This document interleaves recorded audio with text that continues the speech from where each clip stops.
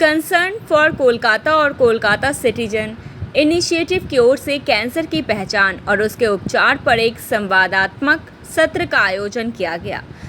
गत शनिवार को महानगर के सैटरडे क्लब में आयोजित इस सत्र का शीर्षक था निदान से दृढ़ संकल्प तक, आत्मविश्वास और आशा के साथ उपचार का सफर। इसमें बताया गया कि जब जीवन में आपको कोई गंभीर चुनौती मिलती है तो उसका साहस के साथ सामना करें।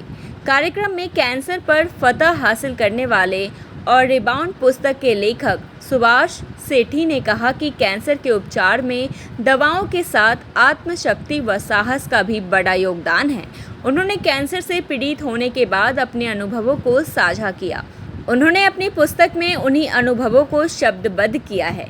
उन्होंने अपने अनुभवों के आधार पर कहा कि अगर कोई कैंसर से ठीक होना चाहता है तो उसे दवा के अलावा परिवार के समर्थन, आत्मविश्वास के जीतने के लिए दृढ़ संकल्प की आवश्यकता होती है। उनकी पुस्तक रिबाउंड कैंसर से लड़ने के लिए ताकत और आत्मविश्वास के लिए एक जरूरी किताब है। उन्होंने बताया कि सबसे पहले उनके गले में गांठ हो गई थी जिसमें दर्द नहीं होता था। उसके बाद उन्होंने डॉक्टरों से संपर्क करने और बायोप्सी तक की गतिविधियों के बारे में बताया।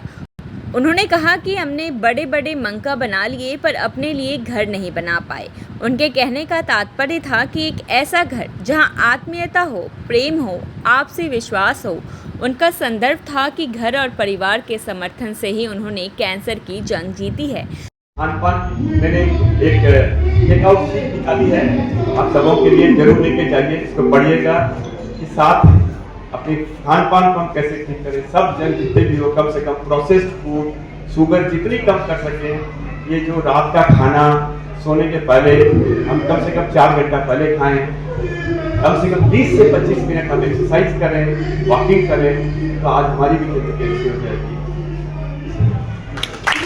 हम आज बड़े बड़े मकान बना लिए पर घर नहीं बनाए।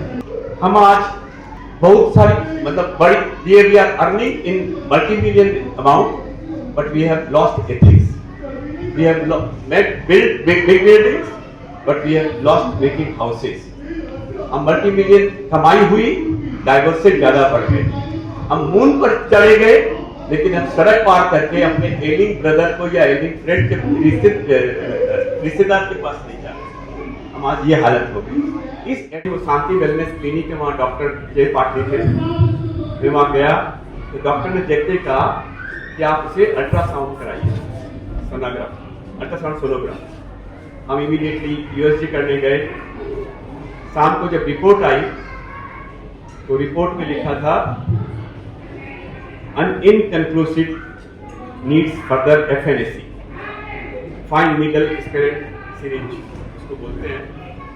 पूरा परिवार हमारा दिल्ली गया। दिल्ली में एफएनएसी कराई और जब एफएनएसी के बाद जब रिपोर्ट आई तो उसमें लिखा था इनकंक्लूसिव। आप सोचिए कि रिपोर्ट के बाद में जो इस तरह की जब आती है तो उस परिवार में क्या होता है। मेरे परिवार में मेरी बहू शिल्पा है, मेरी वाइफ सुमन है, मेरा बेटा हर्ष है। सब हंस तो रहे थे लेकिन मुझे मालूम था कि अंदर में कितनी पीड़ा है। तो फिर रिपोर्ट आई कि अब आप इसमें आप ट्रू कट बायोप्सी कराइए। और जब 30 की जब बायोप्सी की रिपोर्ट आई करीब 7 दिन के बाद में तो उसमें कुछ लिखा हुआ था। डॉक्टर ने देखा और कहा कि इस रिपोर्ट को एक बार और दूसरी जगह चेक कराइए। तो मेरा बेटा हर्ष उसे बॉम्बे लेके गया। बॉम्बे में दूसरी लेबोरेटरी में जो बहुत वहाँ की फेमस लेबोरेटरी है बॉम्बे की, वहाँ पे फिर 7 दिन की रिपोर्ट आई। जब वो रिपोर्ट आई डॉक्टर ने जब देखा कि दोनों रिपोर्ट एक ही है तब उसने इलाज शुरू किया।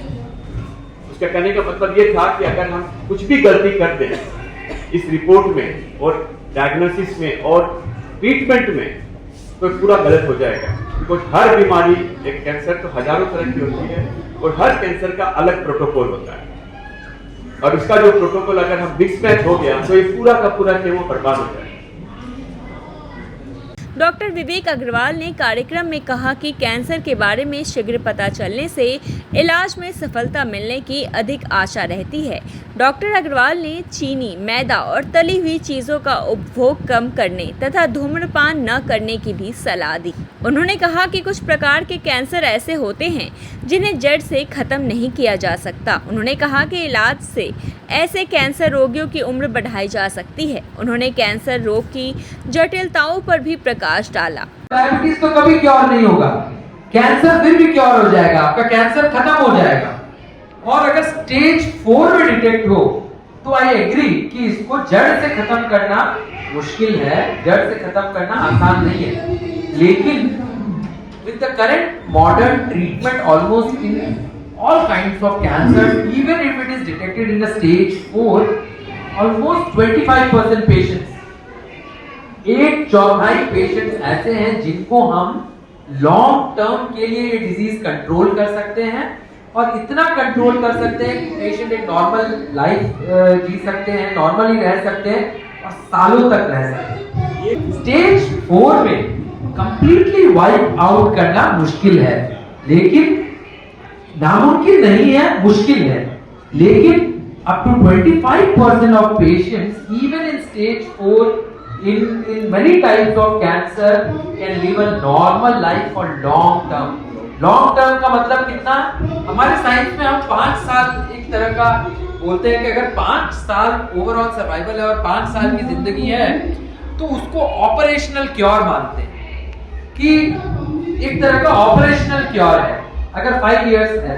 एंड 5 इयर्स 25% पेशेंट्स अचीव कर सकते हैं even in stage 4 lung cancer, even in stage 4 ovarian cancer, even in stage 4 prostate cancer, even in stage 4 colon cancer and what not and what for.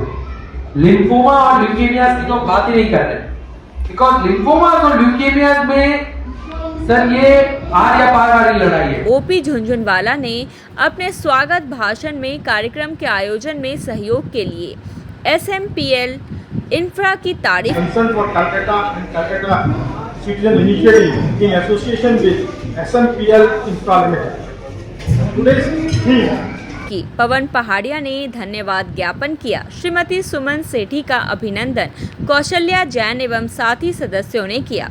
संस्था की सलाहकार समिति के अध्यक्ष नारायण जैन की देखरेख में सफलतापूर्वक कार्यक्रम संपन्न हुआ।